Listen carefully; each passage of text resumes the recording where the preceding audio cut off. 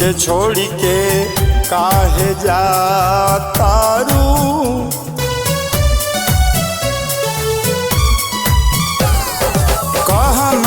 कहनाई हमके छोड़ के काहे जातारू। 9 दिन रहलू नहिया जोड़लू ना मोहातारू। कहनाई हमके छोड़ के काहे जातारू। कहनाई हमके छोड़ के काहे जातारू।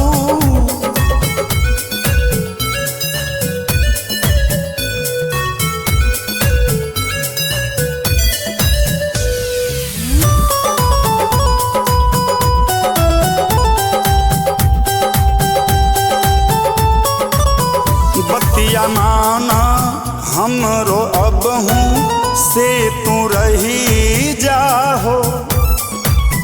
गलती भइल जामन होई हमसे कही जाहो।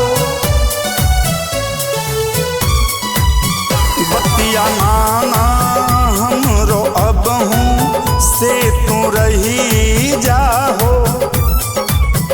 गलती भइल जवन होई हमसे कही जाहो। पल भर में अपनो बेटवा के भुलातारू। कहनाई हमके छोड़ के काहे जातारू। कहनाई हमके छोड़ के काहे जातारू।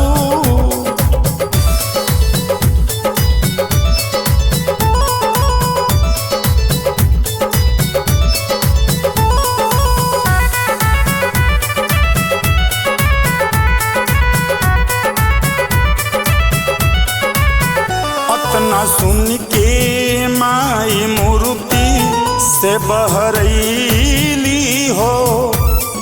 दूर ना रहम तोह से बतिया ई बतैली हो। अपना सुन के माई मूर्ति से बहरैली हो। दूर ना रहम तोह से बतिया ई बतैली हो। रमिंदर चंदन अनिल के मन में समातारू।